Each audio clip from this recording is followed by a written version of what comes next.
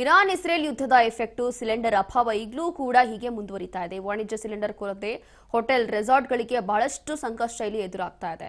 ಹೊಗೆ ರಹಿತ ಅಡುಗೆ ವ್ಯವಸ್ಥೆ ಸ್ಥಗಿತ ಆಗಿದೆ. ಈಗ ಗ್ಯಾಸ್ ಬಳಕೆ ಕಡಿತ ಆಗಿದೆ.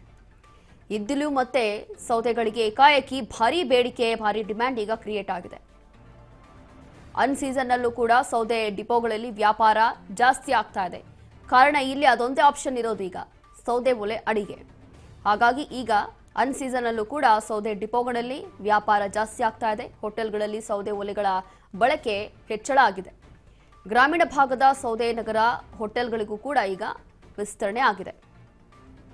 ಸೌದೆ ಬೆಲೆ ಏರಿಕೆ ಕೆಜಿಗೆ 8 ರೂಪಾಯಿ ಮಾರಾಟ ಮಾಡಲಾಗ್ತಾ ಇದೆ.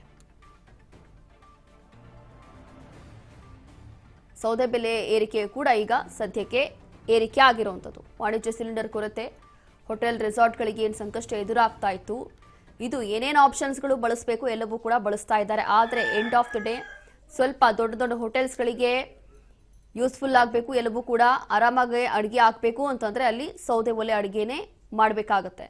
ಹಾಗಾಗಿ ಈಗ ಹೋಟೆಲ್ಗಳಲ್ಲಿ ಸೌದೆ ಒಲೆಗಳ ಬಳಕೆ ಹೆಚ್ಚಳ ಆಗ್ತಾ ಇದೆ. ಸೌದೆಗಳಿಗೆ ಡಿಮ್ಯಾಂಡ್ ಜಾಸ್ತಿ ಆಗ್ತಾ ಇದೆ. ಇಲ್ಲಿ ಸೌದೆಗಳ ಡಿಪೋಗಳಿರ್ತಲ್ಲ, ಅಲ್ಲಿ ಬಿಸ್ನೆಸ್ ಕೂಡ ವ್ಯಾಪಾರ ಕೂಡ ಜಾಸ್ತಿ ಆಗ್ತಾ ಇರುವಂಥದ್ದು.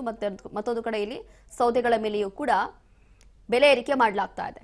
ಇರಾನ್ ಮತ್ತೆ ಇಸ್ರೇಲ್ ಯುದ್ಧದ ಎಫೆಕ್ಟ್ ಇದು. ಸಿಲಿಂಡರ್ ಅಭಾವ ಇದೆ. ಆಲ್ಮೋಸ್ಟ್ ರಾಜ್ಯದ 50 to 60% ಹೋಟೆಲ್ಸ್ಗಳು, ದೊಡ್ಡ ದೊಡ್ಡ ಪ್ರತಿಷ್ಠಿತ ರೆಸ್ಟೋರೆಂಟ್ಗಳು ಎಲ್ಲವೂ ಕೂಡ ಬಂದ್ ಆಗೋಗಿದೆ.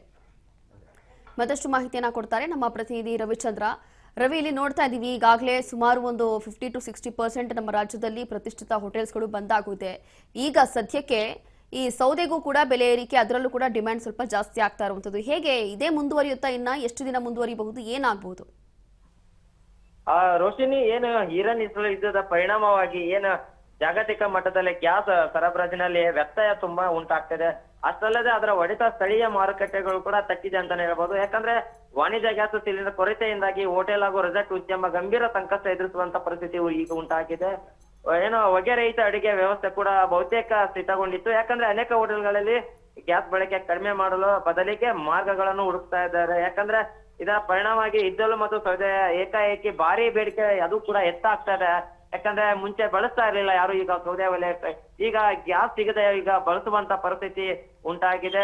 ಏನು ಗ್ರಿಲ್ ಚಿಕನ್, ತಂದೂರಿ ಚಿಕನ್ ಇಂತ ಸೇರಿದ ಹಲವಾರು ಪದಾರ್ಥಗಳು ತಯಾರಿಸಬೇಕಾದ್ರೆ ಸಾಂಪ್ರದಾಯಿಕವಾಗಿ ವಿಧಾನ ತಯಾರಿಸಬೇಕು. ಇವು ಅನ್ಸಿಜರಾಗಿ, ಯಾಕಂದ್ರೆ ವ್ಯಾಪಾರ ಜೋರಾಗಿರುವ ಹೋಟೆಲ್ ಸೌದೆ ಒಲೆ ಬಳಕೆ ಗಣಿಕೆ ಹೆಚ್ಚಾಗ್ತದೆ. ಯಾಕಂದ್ರೆ ಸೌದೆ ಒಲೆಯಿಂದ ತಯಾರು ಮಾಡಿದಂತ ಅಡಿಗೆ ಯಾಕಂದ್ರೆ ಸಿಕ್ಕಾಪಟ್ಟೆ ಸೌದೆ ಬೇಕಾಗತ್ತೆ ಈ ಚಿಕನ್ ಅಂತ ಪದಾರ್ಥಗಳು ತಯಾರಿಸ್ಬೇಕಾದ್ರೆ.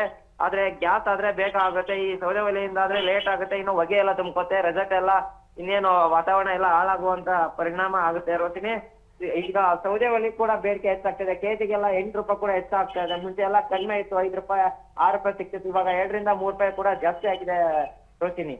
ಎಸ್ ರವಿಚಂದ್ರ, ಇದು ಒಂದು ಕಡೆ ಸೌದೆ ಒಲೆ ಆದ್ರೆ ಮತ್ತೊಂದು ಕಡೆ ಟೆಂಪ್ರವರಿ ಕೆಲವೊಂದು ಪರ್ಯಾಯ ವ್ಯವಸ್ಥೆಗಳನ್ನ ಮಾಡ್ಕೊಂಡಿದ್ರು, ಆದ್ರೆ ಯಾವ್ದು ಯೂಸ್ ಆಗಿಲ್ಲ. ಈಗ ಹೇಗೆ ಮುಂದಿನ ದಿನಗಳಲ್ಲಿ ಗ್ಯಾಸ್ ಅಭಾವ ಏನಾದ್ರೂ ಕಡಿಮೆ ಆಗ್ಬೋದಾ ಅಥವಾ ಹೀಗೆ ಮುಂದುವರಿಯುತ್ತಾ? ಅಂದ್ರೆ ರೋಶಿನಿ, ಯಾವಾಗ ಸ್ವಲ್ಪ ಅಂತ ಯುದ್ಧ ಭೀತಿ ಕಡಿಮೆ ಆಗುತ್ತೋ ಅಲ್ಲಿವರೆಗೂ ಕೂಡ ಗ್ಯಾಸ್ ಸಿಗಲ್ಲ. ಯಾಕಂದ್ರೆ ಏನು ಹಡಗುಯಿಂದ ಬರುವಂತ ಗ್ಯಾಸ್ ಏನು ಸರಬರಾಜು ಆಗುತ್ತೆ ಅದು, ಯಾಕಂದ್ರೆ ಈಗ ಯುದ್ಧ ಭೀತಿಯಿಂದ ಬರಲು ಹಿಂದೆ ಆಗ್ತಾ ಇದಾರೆ. ಅಲ್ಲಿವರೆಗೂ ಏನು ಗ್ಯಾಸ್ ಪರಿಪೂರ್ಣವಾಗಿ ಸಿಗಲ್ಲ. ಅಲ್ಲಿವರೆಗೂ ಕೂಡ ಈಗ ಸೌದೆ ಒಲೆ ಮೊರೆ ಹೋಗ್ಬೇಕಾಗುತ್ತೆ.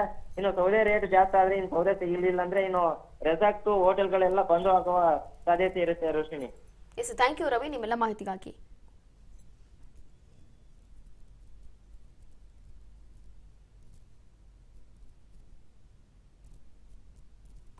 ಹೀಗೆ ಇರಾನ್ ಮತ್ತೆ ಇಸ್ರೇಲ್ ಯುದ್ಧದ ಎಫೆಕ್ಟ್ ಇದು. ಈಗ ಸೌದೆ ಒಲೆ ಮೊರೆ ಹೋಗ್ತಿದ್ದಾರೆ ಎಲ್ಲರೂ ಕೂಡ. ದೊಡ್ಡ ದೊಡ್ಡ ಹೋಟೆಲ್ಸ್ ಮತ್ತೆ ರೆಸ್ಟೋರೆಂಟ್ಗಳಲ್ಲಿ ಸದ್ಯದ ಪರಿಸ್ಥಿತಿ ಇದು.